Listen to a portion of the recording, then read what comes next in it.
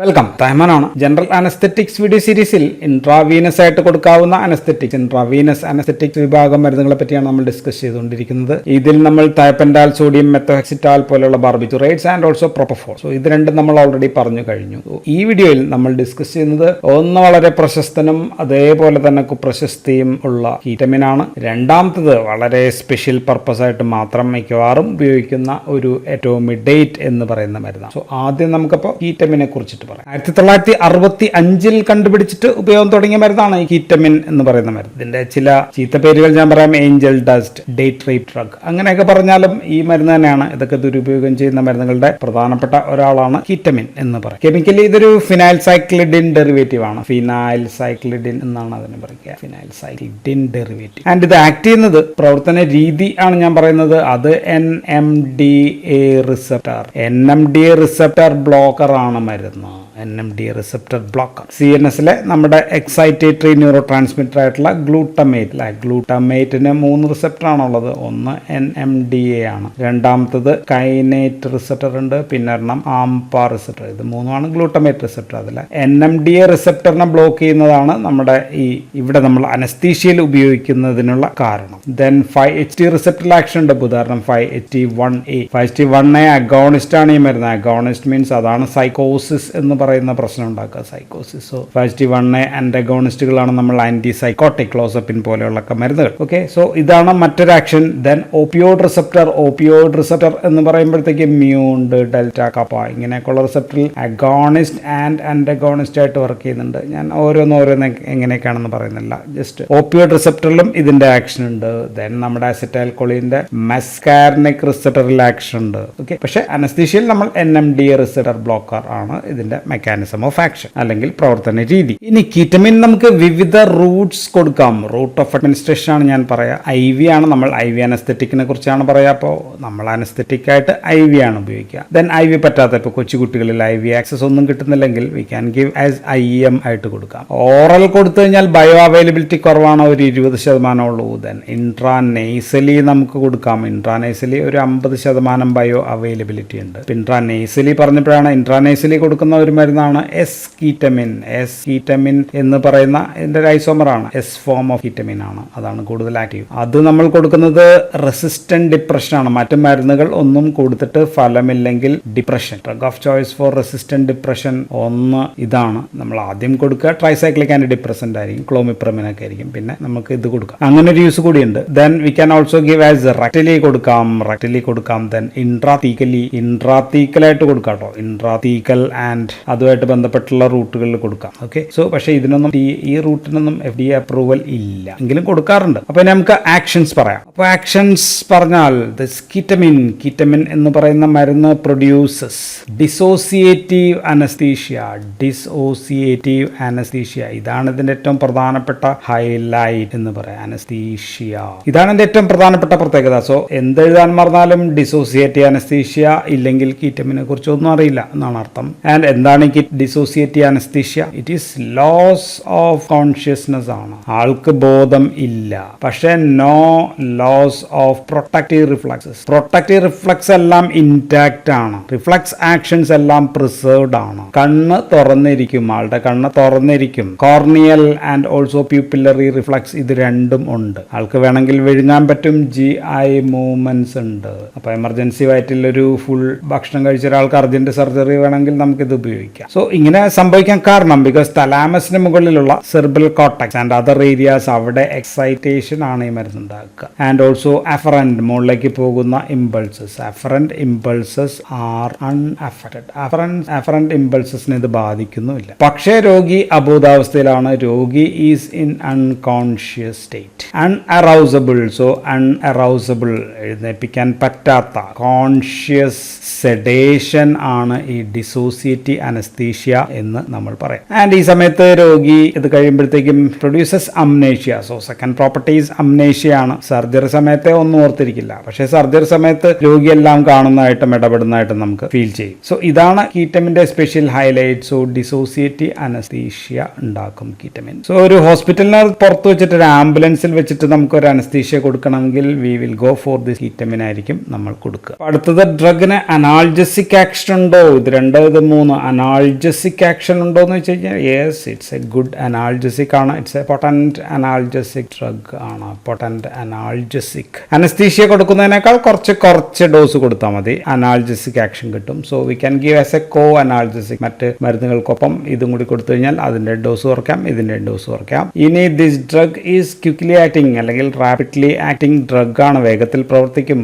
Less than 1 minute, 1 മിനിറ്റിൽ താഴേക്ക് മതി. അനസ്തീഷ്യ ഇൻഡ്യൂസ് ചെയ്യാം. IV കൊടുത്തു കഴിഞ്ഞാൽ ഇപ്പോൾ ഉദാഹരണത്തിന് 1 to 2 mg/kg കൊടുത്തു കഴിഞ്ഞാൽ നമുക്കൊരു 10-15 മിനിറ്റ് നേരത്തേക്കൊക്കെ ഫലം കിട്ടും. ദെൻ IM ആണെങ്കിൽ 1 to 2ക്ക് പകരം ഒരു 5 to 10 mg/kg കൊടുക്കേണ്ടി വരും. അപ്പോൾ ഒരു അരമണിക്കൂറിനടുത്ത് പ്ലസ് ഒരു 40 മിനിറ്റ്സിൻ്റെ അടുത്ത് ഫലം കിട്ടും. So this is used for induction. നമ്മൾ ഇൻഡ്യൂസിങ് ഏജന്റിലാണ് പഠിക്കുക, അപ്പോൾ തന്നെ ഇൻഡക്ഷൻ ഉപയോഗിക്കുന്ന മരുന്നാണ്. So adults and also in children, കുട്ടികളിലും ഇത് ഇൻഡ്യൂസ് ചെയ്യാനായിട്ട് ഉപയോഗിക്കാം. അഞ്ചാമത്തത് സെഡനാൾജസിക് ആണ്. സെഡനാൾജസിക് എന്ന് വെച്ചാൽ സെഡേഷനും അനാൾജസിയും രണ്ടും കൂടി ചേർത്ത് പറയാണ്. Sedo analgesic with some sedative action. ഇപ്പോൾ ലോക്കൽ റീജിയണൽ പ്രൊസീജിയേഴ്സ് ഒക്കെ ചെയ്യാവുന്നതായിരിക്കും. സോ ആ സമയത്ത് കുറച്ചു നേരം മയക്കാനായിട്ട് നമുക്ക് കൊടുക്കാം. ആറാമത്തത് ഇൻട്രാതീക്കൽ ആൻഡ് ഓൾസോ എക്സ്ട്രാ ഡ്യൂറൽ. അങ്ങനെ നമ്മൾ കൊടുക്കാൻ ഞാൻ ഓൾറെഡി പറഞ്ഞു ഉപയോഗിക്കാറുണ്ട്, പക്ഷേ FDA അപ്രൂവൽ ഇല്ല എന്ന് മാത്രമേ ഉള്ളൂ. അപ്പോൾ ഇനി കാർഡിയോ വാസ്കുലാർ സിസ്റ്റത്തിൽ ഇതിന്റെ ആക്ഷൻസ് എന്തൊക്കെയാണെന്ന് വെച്ചാൽ മരുന്ന് നേരിട്ട് കീറ്റമിൻ നേരിട്ട് ആക്ട് ചെയ്യുകയാണെങ്കിൽ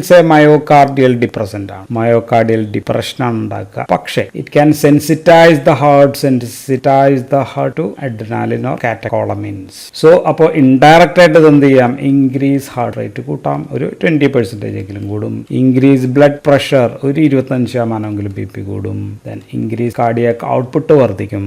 then also increase cardiac oxygen ഡിമാൻഡും വർദ്ധിക്കും. സോ കാർഡിയാക് സ്റ്റിമുലേഷൻ ഉണ്ടാവുക, വാസോ കൺസ്ട്രിക്ഷൻ ഉണ്ടാവുക. സോ വാസോ കൺസ്ട്രിക്ഷൻ നമ്മൾ നേരത്തെ പഠിച്ച പലതും വാസോ ഡയലേഷൻ ആണെങ്കിൽ ഇത് instead this produces vasoconstriction ഉണ്ടാക്കുക. അപ്പോൾ ഹൈപ്പോടെൻഷൻ അല്ല ഉണ്ടാക്കുക, ഹൈപ്പർ ടെൻഷൻ ആയിരിക്കും ഉണ്ടാക്കണമെങ്കിൽ ഉണ്ടാക്കുക. സോ ഷോക്ക് ഉള്ള പേഷ്യൻസിലൊക്കെ ഇപ്പോൾ നല്ലതായിരിക്കും അല്ലെ. ഡിസെമിനേറ്റഡ് ഇൻട്രാവാസ്കുലർ കൊയാഗുലേഷൻ അങ്ങനെയുള്ള രോഗികളിൽ കൊടുക്കാം. Then congenital disease of the heart ഉള്ള ചെറിയ നവജാത ശിശുക്കളിൽ drug of choice is this right to left അങ്ങനെയൊക്കെയുള്ള ഷണ്ട് അങ്ങനെയൊക്കെയുള്ള ചെയ്യുകയാണെങ്കിൽ ഞാൻ ആ ഡീറ്റെയിൽസിലേക്ക് പോകുന്നില്ല. So this the drug of choice in those people. ഇനി അപ്പോൾ റെസ്പിറേഷനിൽ എന്തായിരിക്കും, റെസ്പിറേഷനിൽ ഇറ്റ്സ് എ റെസ്പിറേറ്ററി സ്റ്റിമുലന്റ് ആണ്.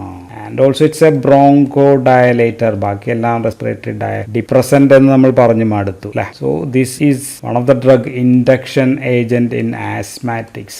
ആസ്മ ഉള്ളവർക്ക് ഇത് സേഫ് ആയിട്ട് ഉപയോഗിക്കാനായിട്ട് പറ്റും. ദെൻ ഇനി എന്തെല്ലാം വർദ്ധിപ്പിക്കും എന്ന് വെച്ചാൽ ഇൻട്രാക്രീനിയൽ പ്രഷർ വർദ്ധിപ്പിക്കും, സെറിബ്രൽ ബ്ലഡ് ഫ്ലോ വർദ്ധിപ്പിക്കും, ബ്രെയിനിന്റെ ഓക്സിജൻ കൺസംഷൻ വർദ്ധിപ്പിക്കും.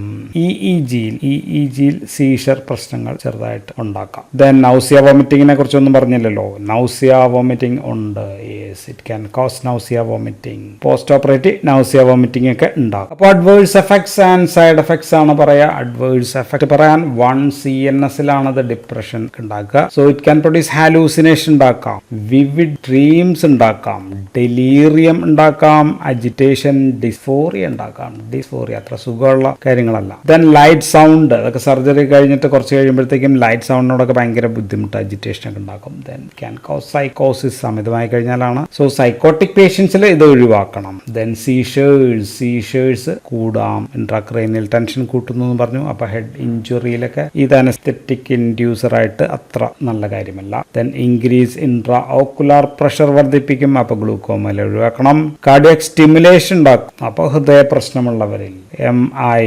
അഞ്ചൈന, ഉയർന്ന BP ഉള്ള ആൾക്കാരിലൊക്കെ ഒഴിവാക്കേണ്ടി വരും. നൗസിയ വോമിറ്റിംഗ് ഉണ്ടാക്കുന്നു ഞാൻ ഓൾറെഡി പറഞ്ഞു. ദെൻ അനദർ ഞാൻ പറയാൻ വിട്ടത് സലൈവേഷൻ ഉണ്ടാക്കും. This drug can cos increase salivation. So അപ്പോൾ നമുക്ക് ഗ്ലൈക്കോപൈറോലേറ്റ് പോലെയുള്ള ആന്റി കോളിനർജിക് ഡ്രഗുകൾ നമ്മൾ കൊടുക്കേണ്ടി വരും. സോ ഇത്രയും കാര്യങ്ങളാണ് നമുക്ക് കീറ്റമിനെ കുറിച്ച് നമുക്ക് പറയാനുള്ളത്. അപ്പോൾ നമുക്ക് ഇനി അടുത്ത മരുന്ന് എറ്റോമിഡേറ്റിനെ കുറിച്ച് പറയാം. എറ്റോമിഡേറ്റിന് അമിഡേറ്റ് എന്നിട്ടുള്ള ഒരു ട്രേഡ് നെയിമാണ് ഫേമസ്. ദെൻ 1960-കളിൽ തന്നെ ഉള്ള ഒരു മരുന്നാണ് കേട്ടോ. ഇതും പഴയ മരുന്നാണ്. ഇതിന്റെ പ്രവർത്തനം ഗാബയിലാണ്.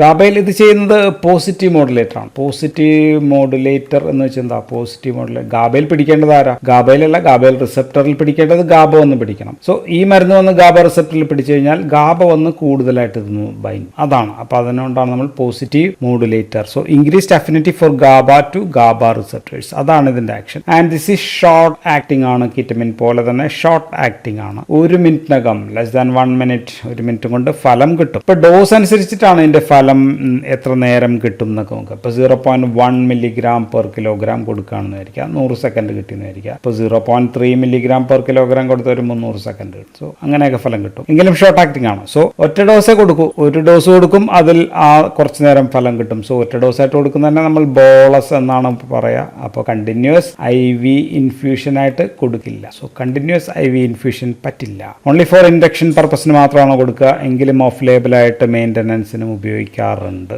മരുന്ന് ലിവറിൽ വെച്ചിട്ടും ബ്ലഡ് പ്ലാസ്മയിൽ വെച്ചിട്ടും പ്ലാസ്മ എസ്റ്ററേസസ് എന്ന് പറയുന്ന എൻസൈമിന് ഇതിനെ ഡിസ്ട്രോയ് ചെയ്യാനായിട്ട് പറ്റും, അല്ലെങ്കിൽ മെറ്റബോളൈസ് ചെയ്യാൻ പറ്റും. ആൻഡ് ഈ മരുന്ന് നമുക്കൊരു 35% പ്രൊപ്പിലിൻ ഗ്ലൈക്കോളിൽ വെച്ച് വേണം അലിയിക്കണം, എന്നിട്ട് വേണം കൊടുക്കാൻ. അതുകൊണ്ട് ഇഞ്ചക്ഷൻ കൊടുക്കുമ്പോൾ അല്പം വേദന ഉണ്ടായിരിക്കും. ഭയങ്കര വേദന ഒന്നുമില്ല. നമ്മൾ ഏറ്റവും കൂടുതൽ വേദന പ്രൊപ്പഫോളിനാന്ന് പറഞ്ഞു, അത്രയും വേദനയൊന്നും ഇതിനില്ല. അനാൾജസിക് ആക്ഷൻ ഉണ്ടോ? നോ അനാൾജസിക് അല്ല ആള്. വേദന കുറക്കണമെങ്കിൽ വേറെ ആളെ കൊടുക്കണം. ദെൻ ശ്വാസം മുട്ട്, വെന്റിലേഷൻ ഒന്നുമില്ല. No apnoea. അപ്പൊ അങ്ങനത്തെ പ്രശ്നങ്ങളൊന്നുമില്ല. ദെൻ CNSൽ ബ്രെയിൻ മെറ്റബോളിക് റേറ്റ് കുറയ്ക്കും, ഇൻട്രാക്രൈനിയൽ പ്രഷർ കുറയ്ക്കുകയാണ്. ബാക്കിയെല്ലാം നമ്മൾ ഇൻട്രാക്രൈനിയൽ പ്രഷർ കൂട്ടുന്നതാണെങ്കിൽ ഇത് ഇൻട്രാക്രൈനിയൽ പ്രഷർ കുറയ്ക്കുന്ന മരുന്നാണ്. ഇനി അപ്പോൾ നമുക്ക് സവിശേഷത എന്താണെന്ന് വെച്ച് കഴിഞ്ഞാൽ 2 സവിശേഷത ഉണ്ട്. ഒന്ന് അഡ്വേഴ്സ് എഫക്റ്റ് സവിശേഷതയാണ്, രണ്ടാമത്തത് ഗുണകരമായിട്ടുള്ള ഒരു സവിശേഷതയാണ്. ആദ്യത്തെ ഗുണകരമായിട്ടുള്ള പറഞ്ഞു കഴിഞ്ഞാൽ ദിസ് ഇസ് ഹീമോഡൈനാമിക്കലി അൺസ്റ്റേബിൾ ആയിട്ടുള്ള പേഷ്യന്റ് കൊടുക്കാം. Because it has no haemodynamic effects ഒന്നും ഇല്ല. ഏറ്റവും കുറവ് ഹീമോഡൈനാമിക് എഫക്ട് ഉണ്ടാക്കുന്ന മരുന്നാണിത്. വാസോ ഡയലേഷൻ ഉണ്ടോ? ഇല്ല. ഹിസ്റ്റമിൻ റിലീസ് ഉണ്ടോ? ഇല്ല. ബ്ലഡ് പ്രഷർ കുറയ്ക്കുന്നുണ്ടോ? ഇല്ല. സോ കുറച്ച് വേണമെങ്കിൽ HR റിഫ്ലക്സ് ആയിട്ട് HR ഒക്കെ വർദ്ധിപ്പിക്കാം, എന്നല്ലാതെ ഭയങ്കരമായിട്ടുള്ള കാര്യമായ പ്രശ്നമില്ല. സോ ഹൈ റിസ്ക് കാർഡിയോവാസ്കുലർ പേഷ്യൻസോ, അതാണ് ഞാൻ പറഞ്ഞ സ്പെഷ്യലായിട്ട് ഉപയോഗിക്കുന്ന സീരിയസ് റിസ്ക് കൂടിയ രോഗികളിൽ, നമുക്ക് ഇൻസ്റ്റെബിലിറ്റി ഉള്ള പേഷ്യന്റിൽ, കാർഡിയോവാസ്കുലർ ഇൻസ്റ്റെബിലിറ്റി ഉള്ളവരിൽ ഇത് പ്രശ്നരഹിതമായിട്ട് ഉപയോഗിക്കാം. അല്ലാത്ത ആൾക്കാരിൽ ഇത് കാര്യമായിട്ട് നമ്മൾ ഉപയോഗിക്കാറില്ല. അപ്പോൾ ഈ പറഞ്ഞാണ് അതിന്റെ ഗുണം. പക്ഷേ നമ്മൾ പറഞ്ഞു അധികം ആളുകളിൽ ഉപയോഗിക്കുന്നില്ല. എന്തുകൊണ്ട് ഉപയോഗിക്കുന്നില്ല എന്ന് ചോദിച്ചു കഴിഞ്ഞാൽ because this can cos transient, ഞാൻ ചുമന്ന മഷിലാണ് എഴുതിയ, അപ്പം അഡ്വേഴ്സ് എഫക്റ്റ് ആണ്, ട്രാൻസിയന്റ് അഡ്രീനൽ സപ്രഷൻ ഉണ്ടാകും. സോ ഈ മരുന്നിനെ കുറിച്ച് 2 കാര്യങ്ങൾ ഓർത്തിരുന്നാൽ മതി. ഒന്ന്, ഹീമോഡൈനാമിക്കലി സ്റ്റേബിൾ എന്നുള്ള കാര്യം ഓർക്കുക. 2, ട്രാൻസിയന്റ് അഡ്രീനൽ സപ്രഷൻ ഉണ്ടാക്കും. മരുന്ന് നിർത്തിയിട്ട് ഒരു 6 to 12 മണിക്കൂറൊക്കെ കഴിയുമ്പോഴത്തേക്കും അഡ്രീനൽ സപ്രഷൻ ഉണ്ടാക്കും. സോ കോർട്ടിക്കോസ്റ്റെറോയിഡ് ഇല്ല, ആൽഡോസ്റ്റിറോൺ ഇല്ല, മെന്റലോകോർട്ടിക്കോയിഡ്സ് ഒന്നും ഇല്ല. അപ്പോൾ പ്രശ്നമാണ് അല്ലേ. ഇതൊക്കെ ലൈഫ് സേവിങ് ഹോർമോൺസ് ആണ്. കോർട്ടിക്കോസ്റ്റെറോയിഡ് ഡെഫിഷ്യൻസി ഉണ്ടാകും. സോ ഇപ്പോൾ നമ്മൾ സെപ്സിസ് ഒക്കെ കൊടുക്കുമ്പോൾ സെപ്സിസിനൊന്നും ഇത് കൊടുക്കാനായിട്ട് അത്ര നല്ല കാര്യമല്ല. സോ ഇതാണ് ഇതിന്റെ ഏറ്റവും പ്രധാനപ്പെട്ട പ്രശ്നം, ട്രാൻസിയന്റ് അഡ്രീനൽ സപ്രഷൻ ഉണ്ടാകും. രണ്ടാമത്തെ ഒരു പ്രശ്നം, ഇതാണ് ഏറ്റവും ഇമ്പോർട്ടൻ്റ് ഓർത്തിരിക്കേണ്ടത്. രണ്ടാമത്തെ ഒരു 30 to 60% പേരിലുണ്ടാകുന്ന ഒരു പ്രശ്നമാണ്. അതിനെ നമുക്ക് മസിൽ മൂവ്മെന്റ് പ്രശ്നമാണ്, അബ്നോർമൽ മസിൽ മൂവ്മെന്റ് പ്രശ്നമാണ്, മയോക്ലോണസ് എന്നാണ് നമ്മൾ അതിനെ വിളിക്കുക. എക്സ്ട്രാ പിരമിഡൽ പ്രശ്നങ്ങളാണ്. ഓപ്പിയോയിഡ് പോലുള്ളവ അല്ലെങ്കിൽ മറ്റു മരുന്നുകളൊക്കെ കൊടുത്തിട്ട് ഇത് ഒഴിവാക്കാം. മസിൽസിന്റെ ചെറിയ അബ്നോർമൽ ആയിട്ടുള്ള മൂവ്മെന്റ്സ് ഉണ്ടാക്കാം. ദെൻ മൂന്നാമത്തെ തന്നെ നമ്മൾ സാധാരണ പറയുന്നതാണ് പോസ്റ്റ് ഓപ്പറേറ്റീവ് നൗസിയ, വോമിറ്റിംഗ് ഉണ്ടാക്കും എന്നുള്ളതാണ്. ദെൻ സീഷർ ത്രഷോൾഡ് കുറയ്ക്കുന്നത് എപ്പിലെപ്സി പ്രശ്നങ്ങൾ ഉണ്ടാക്കാം എന്നുള്ളത് ഓർത്തിരിക്കുക. കുത്തിവെക്കുന്നിടത്ത് വേദന പ്രൊപ്പഫോളിന്റെ അത്രയൊന്നുമില്ല, എങ്കിലും കുറവാണ്, എങ്കിലും ഉണ്ട്. ദെൻ വൈറ്റമിൻ C ഡെഫിഷ്യൻസി ഉണ്ടാക്കും എന്ന് ചില ബുക്കുകൾ കണ്ടു. അപ്പോൾ ഡോസ് ഏകദേശം 0.2 to 0.6 milligram per kilogram IV ആണ് നമ്മൾ കൊടുക്കുക. സോ അഡ്രിനൽ ഇൻസഫിഷ്യൻസി പോലുള്ള പ്രശ്നമുള്ള രോഗികളിൽ ഇത് കഴിയുന്നതും ഒഴിവാക്കുക, അല്ലെങ്കിൽ വേണ്ടെന്ന് വെക്കുക. ദെൻ കാർഡിയോവാസ്കുലർ റിസ്ക് ഉള്ള പേഷ്യൻസിലൊക്കെ നോക്കി കണ്ട് നമുക്ക് ഇത് ഉപയോഗിക്കാം. സോ സാധാരണ ഉപയോഗിക്കുന്ന മരുന്നല്ല, നമുക്ക് ഇൻഡക്ഷനും ഇൻഡ്യൂബേഷനും പ്രൊസീജിയറൽ സെഡേഷനൊക്കെ ഉപയോഗിക്കാം. പക്ഷേ ഹീമോഡൈനാമിക്കലി സ്റ്റേബിൾ ആയിട്ടുള്ള മരുന്നാണ്. അതുകൊണ്ട് ഹീമോഡൈനാമിക്കൽ പ്രശ്നം ഉള്ളവരിൽ നമുക്ക് ഇത് ഉപയോഗിക്കാം. അല്ലാത്ത ആൾക്കാരിൽ നമ്മൾ ഇത് കൊടുക്കാറില്ല. So that's all about ketamine and etomidate. Thank you for watching.